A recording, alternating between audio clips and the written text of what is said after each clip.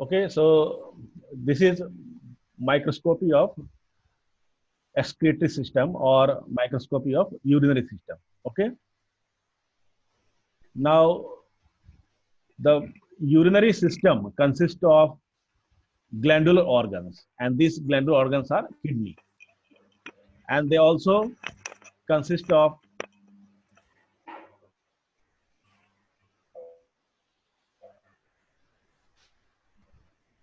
excretory passages. So these excretory passages are mainly the ureter, urinary bladder, and urethra. Okay, so urinary system consists of mainly the kidney, which are also called glandular organs, and the excretory passages, which are mainly the ureter, urinary bladder, and urethra. Now, I have also discussed in the previous lectures that kidney is a compound tubular gland. So that is why here we are discussing kidney as a glandular organ. These kidneys, they are embedded in fat. They are completely surrounded by fat. And each kidney is covered by a capsule, just like that of liver. The liver was also covered by a capsule. Similarly, the kidneys are also covered by a capsule, which is made up of dense collagen fibers and elastic fibers. Okay? Now, this kidney is divided into two parts. One is the cortex, and the other one is the medulla. These things you are knowing from before also. The medulla forms the renal pyramids, whose bases are in contact with the cortex, and apex forms the renal papillae. The glandular part surrounds a cavity adjacent to the hilus called renal sinus, in which the renal pelvis or the dilated origin of the ureter is there. So you see the diagram. When you will see the diagram, you will be able to understand it.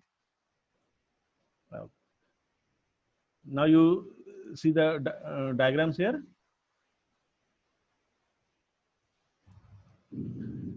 So this part of the kidney is the cortex. This part is the cortex. All of you can see this diagram. Hello. Yes, sir. Yes, Okay. sir. This part is Yes, sir. this part is the cortex, and the rest part is the medulla. And these triangular structures, they are all pyramids. They are all pyramids. And these pyramids consist of column-like structure. They are known as renal papilla. Okay? So this triangular structure is known as pyramid. The pyramid consists of columns-like structure, which are called renal papilla. And in between two pyramids, the cortex, which is penetrating there, it is known as renal column. This is one pyramid. This is another pyramid. In between two pyramids, the cortex is penetrating inside. So this part of the cortex is known as renal column. And inside these pyramids, the pink color which you are observing, they are all known as renal papillae. These renal papillae opens here through a minute opening, and these minute openings are known as area cribrosa. Area cribrosa. So again, we will go back into the slide.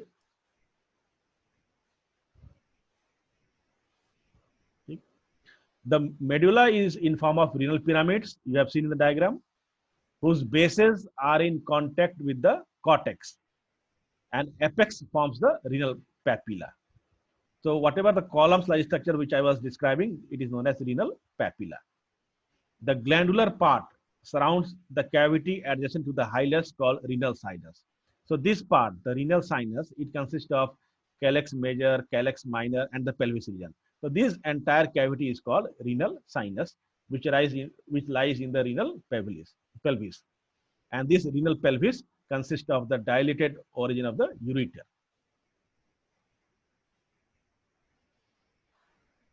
Now the kidneys are compound tubular glands with excretion of which functions as to excrete the urine. It consists of excretory or uriniferous tubules, which produce urine, conducting tubules, which convey urine from the kidney to the renal pelvis and blood vessels. Okay? So what does the kidney consist of? when you cut a cross section of a kidney, what does it consist of? It consists of uriniferous tubules. So what is the function of these uriniferous tubules? They collect the urine and let the urine pass into the urinary bladder. Now, these uriniferous tubules, what does they consist of? They consist of conducting tubules. They consist of conducting tubules which conduct or which carry the urine from the kidney towards the pelvis region. The renal pelvis divides into primary divisions or major calyxes, which in turn divides into minor calyxes. Each minor calyx receives a renal papillae at the tip of the papillae, so small opening known as area cribrosa. Now you see in this diagram. So we will start from this region, the ureter. As the ureter goes inside the kidney in the hilus region, it expands. Okay, so this entire expanded part of the ureter, this is known as renal sinus. Now this renal sinus, when the ureter enters into the hilus, it divides into branches. So the major branches are known as major calyx. When this major calyx divides into small finer branches, they are known as minor calyx. Now, this pyramid, renal pyramid, consists of renal papillae. This renal papillae opens into the minor calyx through minute openings known as area cribrosa. Okay.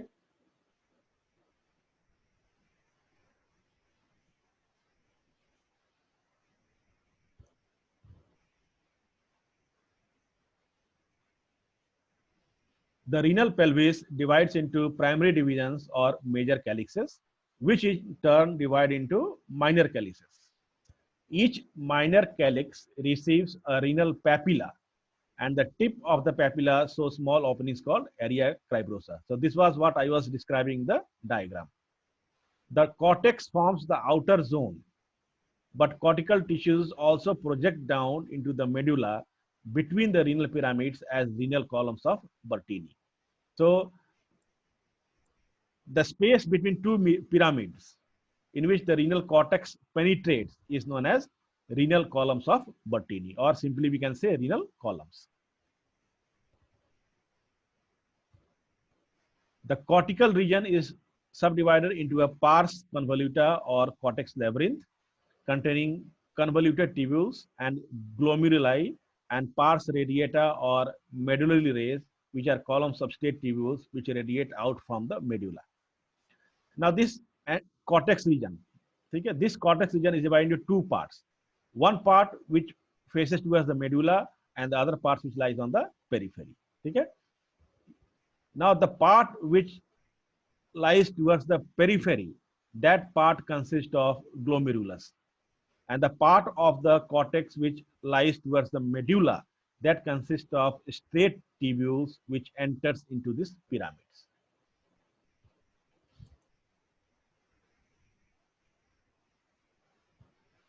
The cortical region is subdivided into pars convoluta. So this pars convoluta or cortical labyrinth region, this consists of glomeruli. Whereas the pars radiata region, this consists of state tubules which enters into the medulla.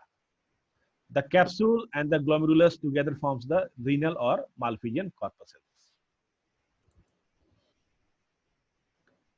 The renal pelvis divides into primary divisions or major calyx, we have already discussed, which in turn divides into minor calyx. Each minor calyx receives a renal papilla at the tip of the papilla, so small opening called area cribrosa. We have already described this. Okay. So inside these renal pyramids, there are renal papilla. This renal papilla opens into calyx minor through an opening known as area cribrosa. And this calyx minor opens into calyx major. And this calyx major opens into pelvis region.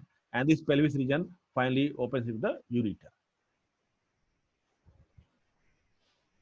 The cortex forms the outer zone, but cortical tissues also project down into the medulla between the bases of the renal pyramids as renal columns of Bertini. The part of the cortex which penetrates between the two pyramids is known as renal column or renal column of Bertini. The cortical region is subdivided into a pars convoluta or cortex labyrinth containing convoluted tubules and glomeruli, and pars radiata or medullae, which are columns of state tubules which radiate outward towards the medulla. Now again we'll go back into this diagram. So this part of the kidney is known as the capsule of the kidney. We have already discussed. This is made up of collagen fibers. Okay. Now when we cut a cross section of the kidney, we'll see that it consists of an outer cortex region and an inner medulla region. Okay. This cortex region is divided into two parts. One part which consists of glomerulus, and the other part which consists of state ducts which opens into the medulla. Now this medulla consists of so many pyramid-like structures known as renal pyramids. Inside the renal pyramids, there are duct-like structures which are known as renal papilla. These renal papilla opens into the calyx minor through an opening known as area cribrosa. In between two pyramids, the cortex penetrates, and this part of the cortex which penetrates between the two pyramids is known as renal columns or renal column of Bertini. Now this part of the kidney where the ureter enters and expands inside is known as renal sinus. As the ureter enters, it divides into branches. These branches are known as calyx major. This calyx major further divides into small branches which opens at the base of the pyramid, which are known as calyx minor. So the urine which is excreted through the uriniferous tubules, they enters into this pyramid. From this pyramid, they pass into the renal papillae. From the renal papillae through area cribrosa, they enters into the calyx minor. From the calyx minor, they entered into the calyx major. And from the calyx major, they enter into the pelvis, and finally they pass to the ureter. The parenchyma of the kidney consists of uriniferous tubules and related blood vessels and collecting tubules between which are a scanty amount of interstitial tissues. Okay. So the parenchyma of the kidney is made up of uriniferous tubules and blood vessels. The structural and functional unit of the uriniferous tubule is called a nephron. Okay. So the functional unit of kidney is known as nephron, or the structural unit of kidney is known as nephron. Each nephron begins as a spherical expansion known as Bowman's capsule, which encloses a tuft of capillaries. Okay. So this nephron consists of uriniferous tubules, and each nephron starts as an expansion.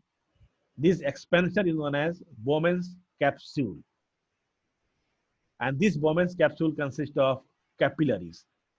So the Bowman's capsule and the capillaries are known as glomerulus. The Bowman's capsule and the glomerulus together forms the Malpighian corpuscles. So these are distributed in the pars convoluta. So you see the diagram here.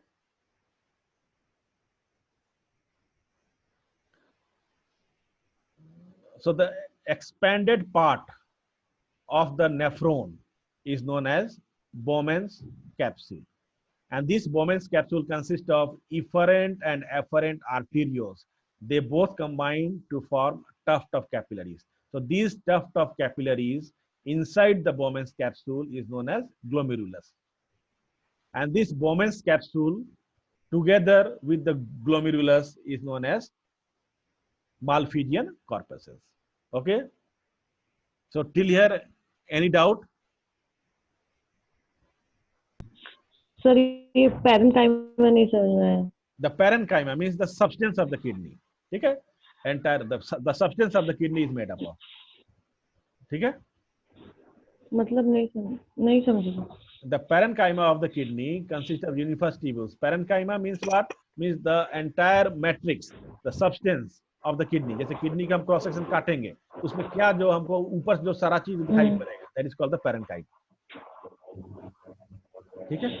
अच्छा। So apart from the Bowman's capsule, the nephron consists of the following segments: proximal convoluted tubule. It is a highly tortuous tube in the cortical labyrinth which passes down the medulla. So the nephron at the beginning consists of an expanded part that is known as Bowman's capsule and glomerulus. So apart from that, what are the structures present in the nephron? So they are proximal convoluted tubule. So what type of tubule is this? It is a highly tortuous tube in the cortical labyrinth, which passes down into the medulla. Then what is there? Is the descending loop of Henle. Then comes the loop of Henle. Then comes ascending loop of Henle. And then comes the distal convoluted tubule, and then comes the collecting duct. So these are the structures of a nephron. You see in the diagram here. So this expanded part is the Bowman's capsule. Inside the Bowman's capsule, the efferent and efferent arteriole, they form tuft of capillaries, which are known as glomerulus. From this Bowman's capsule starts proximal convoluted tubule. This proximal convoluted tubule then goes downwards as descending loop of Henle. Then this is loop of Henle, then ascending loop of Henle, then distal convoluted tubule, and then the collecting ducts. So this is the structure of a nephron.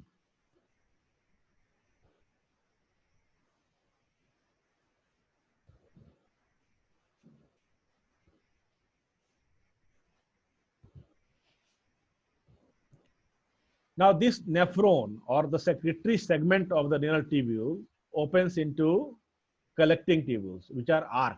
So they are also known as arc collecting tubules, or you may also call simply as collecting tubules. These arc collecting tubules open into straight collecting tubules located in the pars radiata of the cortex.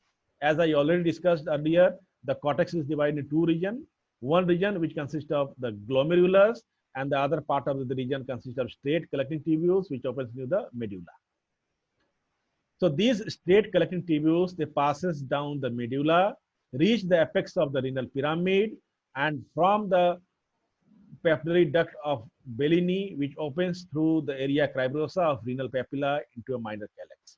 As we have already discussed earlier, these straight collecting tubules, they enter into the pyramids. Okay? In the pyramids, they pass into the renal papillae. So these renal papillae are having duct-like structures which are known as papillary duct of Bellini. So from these renal papillae or from the papillary duct of Bellini, they pass into the calyx minor through opening known as area cribrosa.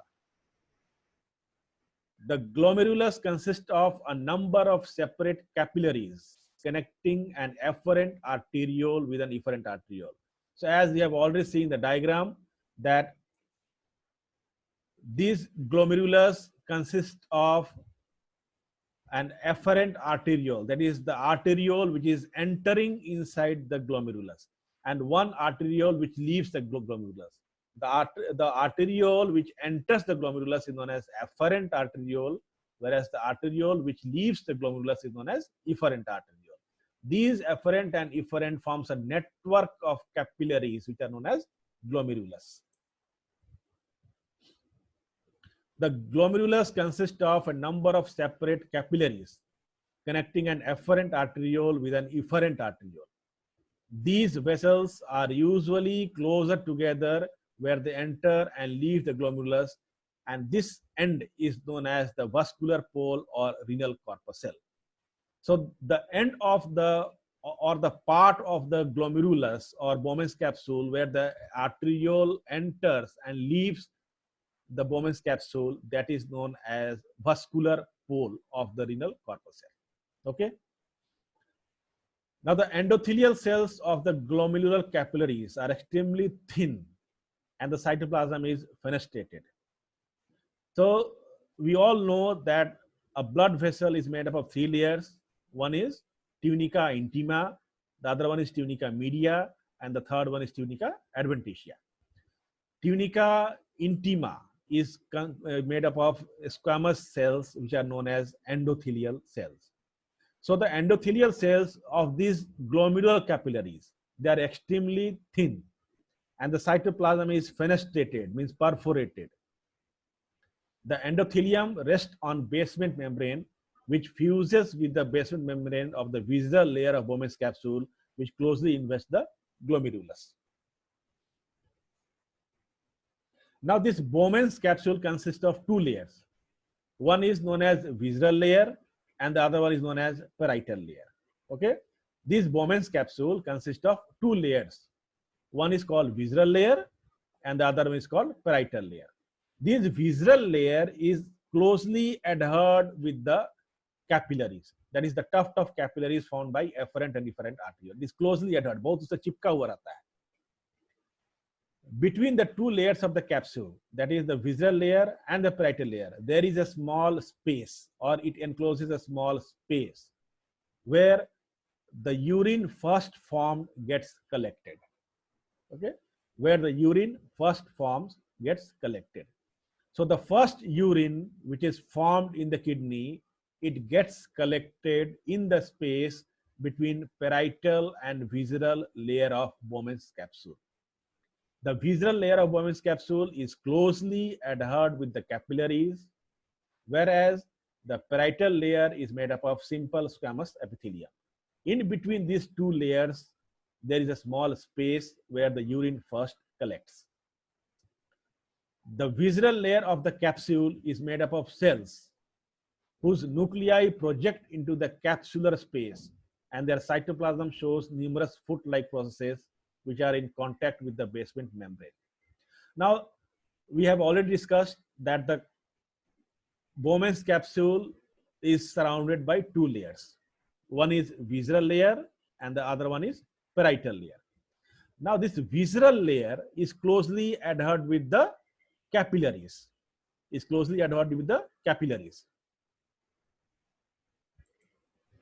And these capillaries is closely adhered with the capillaries. Okay. Now, these capillaries are made up of endothelial cells.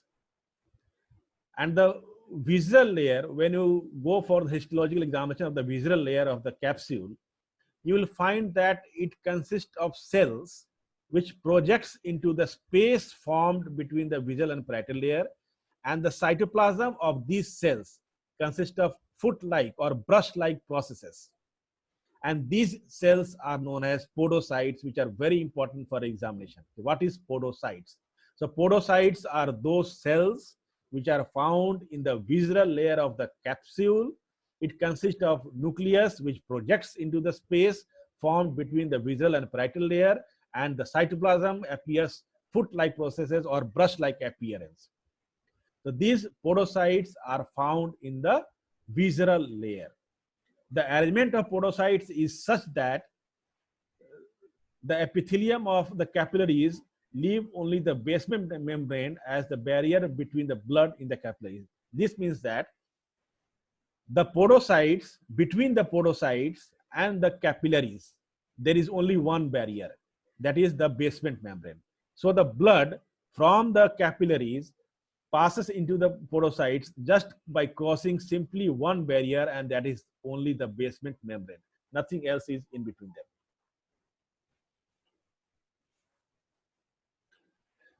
Now, the efferent arterioles of the glomerulus show special features.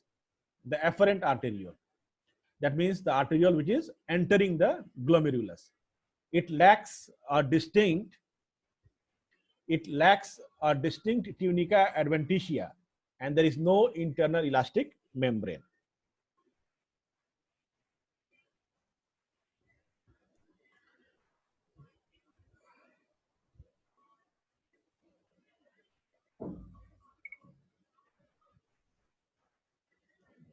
Okay. The efferent arteriole of the glomerulus shows special features. It lacks a distinct tunica adventitia, and there is no internal elastic membrane. Okay. That means the tunica adventitia is absent and there is no internal elastic band. It does not consist of any elastic tissues. The tunica media, we know that generally it is made up of smooth muscles. But in case of afferent arteriole, the tunica media, in case of afferent arteriole, the tunica media is made up of special cells which are known as myoepithelial cells. Okay. In case of afferent arteriole of the kidney, the tunica adventitia is not distinct, or you may say it lacks a distinct tunica adventitia, whereas the tunica media, as generally in other arteries, consists of smooth muscles. But in case of afferent arteriole of the kidney, it consists of myoepithelioid cells. These myoepithelioid cells are special type of cells which consist of granules, and these special type of myoepithelioid cells present in the afferent arteriole of the kidney is known as juxtaglomerular cells or juxtaglomerular apparatus, which is very important for your examination. These juxtaglomerular cells secrete a substance known as renin, and which acts on hypertensinogen of the blood to form hypertensin, and as such it helps in vasoconstriction of blood vessels and increases blood pressure. So this is the physiological part of the juxtaglomerular apparatus. Juxtaglomerular apparatus, where it is present? It is present in the afferent arterioles which enter the glomerulus. What type of cells it is? It is myoepithelioid cells which consist of granules, special granules. Okay? And what is its function? So it helps in regulation of blood pressure. It helps in regulation of blood pressure.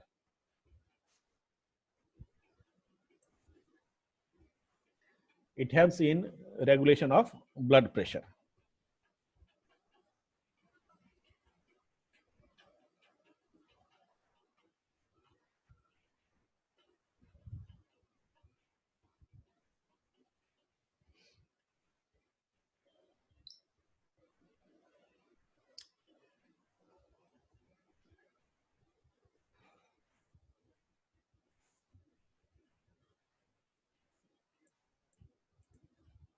Now you see this diagram.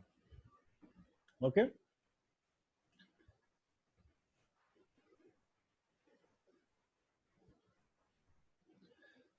Now this is the afferent arteriole which is entering the glomerulus. This is the afferent arteriole which is entering the glomerulus. So this afferent arteriole consists of juxtaglomerular cells. Okay. And this is the podocytes which is present in the visceral layer of the capsule. Visceral layer. We have already discussed that there are two types of layer. One is visceral and one is parietal. Visceral layer is closely adhered with the capillaries or tuft of capillaries, that is glomerulus. So this visceral layer, which is closely adhered with the glomerulus, they consist of special cells known as podocytes. And the afferent arteriole consists of juxtaglomerular cells. And this is macula densa. The macula densa is present in the distal convoluted tubules, which clearly attaches with the glomerulus. So this macula densa is involved in sodium ion concentration. It is involved in concentration of sodium ions. So all these three structures, that is juxtaglomerular cells, podocytes, and macula densa, they are all directly or indirectly involved in the regulation of the blood pressure by regulating the sodium ion concentration. Okay. So juxtaglomerular cells, where it is present in the afferent arteriole, podocytes, where it is present in the visceral part, and macula densa, where it is present in that part of distal convoluted tubule which is attached with the glomerulus. So any doubts regarding here? Anyone? Macula densa. Macula densa. So they are a special type of cells which are present in distal convoluted tubule, that part of distal convoluted tubule which is attached with the glomerulus. जब turning होता है tubule का तो वो distal आगे की तरफ ही आता है, where the glomerulus is present, and these cells are mainly responsible for regulation of sodium chloride ions. Okay. Yes, sir. Sir, vascular pole क्या था? Vascular pole, that part of the glomerulus where the efferent arteriole enters and the efferent arteriole leaves. Okay. Yes. That part of the arteriole, that part of the Bowman's capsule where the efferent arteriole enters and the efferent arteriole leaves, known as vascular pole. Yes. Now this is the cortex part. Okay. This is the cortex part. So this region is the glomerulus. This part is the glomerulus, which is consisting of tough capillaries. And this part consists of proximal tubules. And this part is consisting of distal tubules. आप कैसे पहचानेंगे कि which is proximal tubule and which is distal tubule? So you can see that in case of proximal tubule, there is brush-like appearance just outside the cavity, or just the layer which is covering the cavity. There is brush-like appearance or foot-like appearance. Whereas in case of distal convoluted tubules, you will find round structures. These are macula densa. We'll see in later slides also. So this is a part of the medulla. I have already discussed that the part of medulla consists of what type of tubules? It consists of straight tubules. So you can see all these are straight tubules. All these are straight tubules present in the part. So you can clearly say that this part is the medulla part. Why? Because it is consisting of straight tubules. Now you can see here, this is proximal convoluted tubule, this is also proximal convoluted tubule, and this is distal convoluted tubule. So what is the difference you are observing? See, the cavity, this white part is the cavity. White part is the cavity. And this cavity is lined by borders which are having brush-like appearance or foot-like appearance. Whereas in case of